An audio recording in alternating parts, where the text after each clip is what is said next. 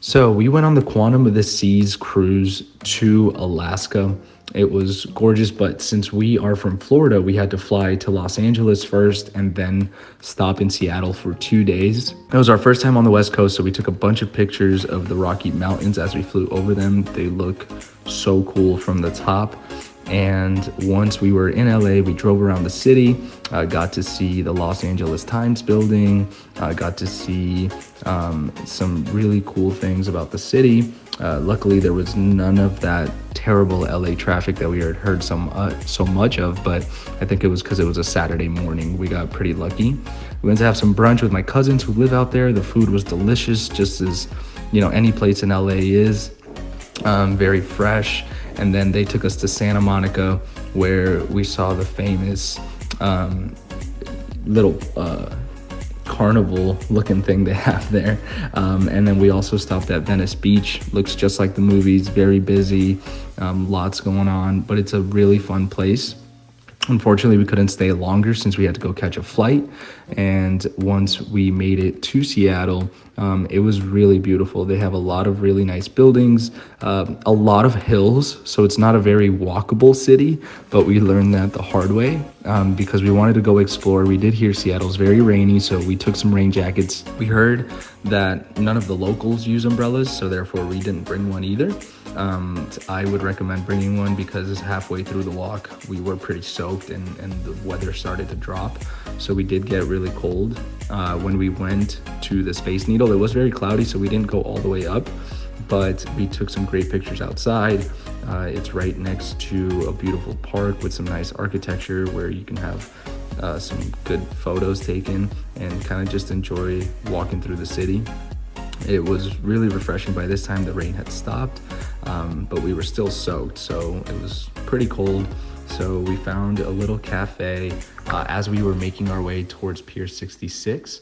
The cafe was really nice. It saved us from getting frozen. I believe it was Cherry Street Coffee House. Got warmed up, and then we made our way to 6-7 restaurant. It's right on the water and it's beautiful.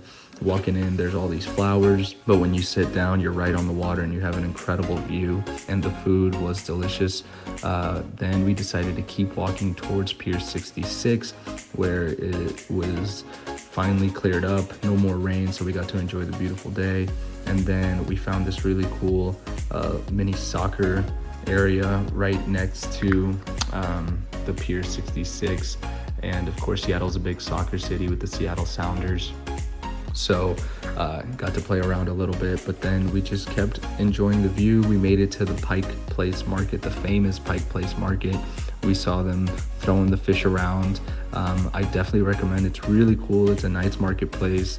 If you're staying for a little bit, it's cool to at least check it out. If you're staying for a longer period of time, maybe come have some lunch, or they have a lot of stuff that you can come purchase here. And then that was it for the first day. The next day we did decide to be a little bit more touristy, so we walked around the city a lot more, had some photo shoots. We decided to go to the Starbucks Reserve. We recommend this instead of going to the original Starbucks because the line at the original Starbucks is so long, and the Starbucks Reserve still has a very vast menu. It's still a really nice building on the inside. They have breakfast. The breakfast wasn't that good, like the avocado toast I wouldn't recommend, but I got a prosciutto sandwich and that was delicious. That day is when we made it onto the ship. It was, we had a balcony room, which I definitely guarantee if you're getting a cruise, it's worth the extra money to have that balcony, just so you don't feel like a sardine. And we got to go see the ship right away. Of course, we were in Seattle and heading towards Alaska in May, so believe it or not, it was still really nice weather, but the closer you get to Alaska, the colder it got. And best part about a cruise is the food. So that first day, got some mozzarella sticks, had a nice steak, and then of course the dessert is the best part of eating on a cruise. We attempted to play a little bit of pool, but the balls kept rolling side to side, so that wasn't too helpful. Then we went to go see a comedy show and grabbed a couple of drinks. It's a great time being on a cruise, so get to relax, have some fun. Dessert, our favorite part for dinner that day. And then just some really nice views. As we got closer to Seattle, you start to see, or sorry, as we got closer to Alaska, you start to see the mountains in the background. With the nice ice and snow on top, so it was a gorgeous view. But then we had breakfast right in the they have a buffet on the top of the cruise, so it's right next to a big window. They have, you know, window wide views around the ship, so you can eat with the view, and it's gorgeous. It was a little chilly this day as we were headed towards what they call Icy Strait Point, Alaska. We also found ourselves kind of needing to wear gloves and a beanie this day because we were going whale watching. So we bought some binoculars, and when we finally made it to Icy Strait Point, we took a boat that took us to the whale watching. So the big thing with whale watching is they say if you see the tail, you see the whale. So, you know, it was kind of disappointing not being able to see it fully, but we did see one whale come up and splash into the water. Unfortunately, we didn't have our cameras ready, but that was really cool because we got to see much more of the whale than just the tail. And on our way back, we saw all these sea lions just laying on a buoy, so that was really cool. And then one of them swam up to them and tried to fight to let him on, so that was hilarious to watch. Hopefully they ended up letting that little buddy on. And when you get back to Icy Strait Point, they have a bunch of gift shops, so we did some shopping for our family. And when we got back on the ship that day, we saw a really cool show. It's this guy who has the world record for juggling on a cruise ship, which is pretty intense. He was very funny too. It was a comedic act, so that was really cool. Best part about the cruise is, again, the food. So that second night we had some pasta, some chicken parmesan, and then some beef tenderloins. And then that night there was a love and marriage game hosted by the cruise. It was hilarious. They got about, I think, 4 different couples to get on stage and answer really funny questions about each other. So that was a great time. Next day, we were on our way to Juneau, Alaska. This day, it was hot. It was about 70 degrees. We got up on the Quantum of the Seas. They have this really cool, like, sky view where it props you up, I think, like 100 feet in the air, and you just get to see everything for a long ways away. So we got to see all the mountains in the background, and it's really cool. Here's a different view from the outside of how it goes up and kind of really how high up there you are. It was a little scary because everything's glass, so you literally feel like you're floating, but you know, it's super safe, and it's one of the things that makes the Quantum of the Seas so special and recognizable too. Once we were in Skagway, Alaska, again, it was really hot. Normally people recommend that you take the train tour, but the train was fully booked. It was also like $250 per person. So instead we did a bus tour that was like $75 per person, and we highly, highly recommend it. It drives next to the railroad, so you're basically seeing the same views. But the biggest advantage of going on the tour bus is that they stop frequently. So we stopped at maybe like 5 or 6 different places, and we got to take a lot of pictures with a lot of different views. I mean, it's incredible. And the incredible thing too is that what we were driving through was considered a rainforest, believe it or not. And as we made it a little bit further up, we actually passed the border into Canada, and we took a lot more pictures. So here's the Welcome to Alaska sign on our way out.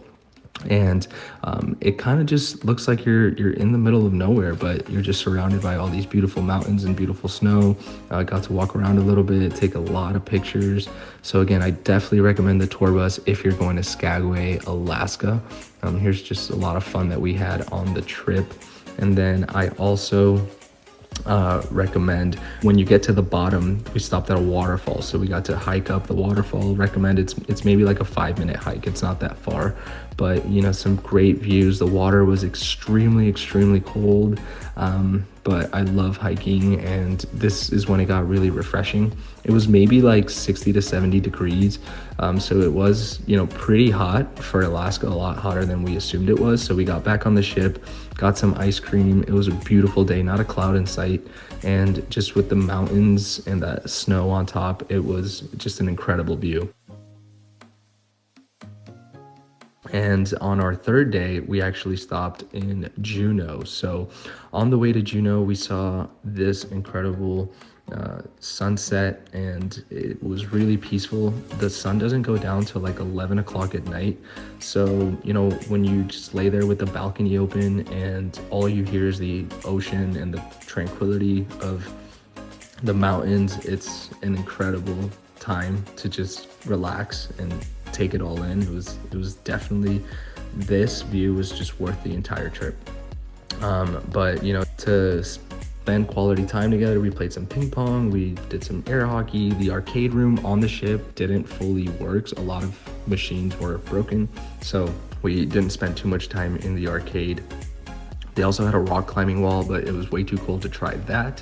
So instead, naturally, I went on the Surfmaster, and the water's warm, which really helped, but I had to wear a full bodysuit because the wind was freezing, and then I got hot. So I just ended up in my swim trunks, and I didn't fully fall that hard. So I kind of got the expert wristband, no big deal. But yeah, I'm just kidding.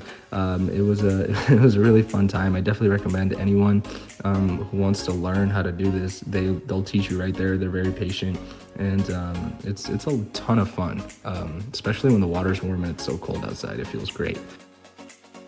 So then we had a quick lunch, got some key lime pie too. And when we got to Juneau, we did the best part of our trip. It was a little bit expensive, but it was 100% worth it, because when else are you gonna get this opportunity? We took a helicopter ride to the top of a glacier. Here are the views from the helicopter. A little scary, helicopters make me nervous, but I mean, I can't, the views are indescribable. So I'll just let you enjoy them, because it was a fantastic experience. And when we made it to the top of this glacier, they have a camp where they teach dogs how to dog sled. So these are working dogs. And you know, honestly, I was hesitant at first, but when I got there, I realized these dogs love to push sleds. Like, that's what they live for. And of course they can't do all the dogs at once. There was maybe like 100 dogs there, and they have to do 12 at a time for each sled. So all the other dogs would start barking and get mad when they weren't allowed to push the sled. So they love to work. You know, they really correct each other. They have a strong bond. The people there take really good care of the dogs. They're like family with them. They sleep with them, and they live up there on the glacier. So it's really cool. They have all these tents set up, and then I got to take some really nice videos from the back of the sled. Luckily I was standing, so I was able to take a video. Took a bunch of really cool pictures. This was the coolest thing we've probably ever done in our lives. The snow was super thick, so we're actually standing on top of ice, but since it was covered in snow, you know, it was really nice to walk around, and I actually fell off the sled, and it didn't really hurt because that snow is so cushiony. So it was a great time. It was a wonderful experience. If you're interested in this, it was about like $500 per person. And we did not book anything through the cruise ship because it's more expensive. We actually just went on Alaska excursions on Google, and we found a really good company that was offering the same exact things that the cruise was offering at a cheaper price. So I would definitely recommend that. Here's some more pictures of the dogs and the helicopter view on the way back. It was, again, a wonderful experience. Definitely recommend it. This made the trip worth it. And when we got back to the ship, we got hungry, so we went to have some more dinner. If you're on a cruise, you're eating most of the time, so make sure you are ready. And the next day we were at sea, so we just had a bit of a relaxed day. We had a spa day. We got some massages and then just hung out. They have this adults only area with a nice, really quiet pool and a nice restaurant so you can hang out, be away from, you know, all the noise with the kids on the kids pool and things like that. So on our second to last day, we made it to British Columbia, Canada. So we decided to walk from the port to downtown. It was maybe a 20-minute walk, just because the line for taxis is way too long. And this was incredible. I felt like we were in the UK.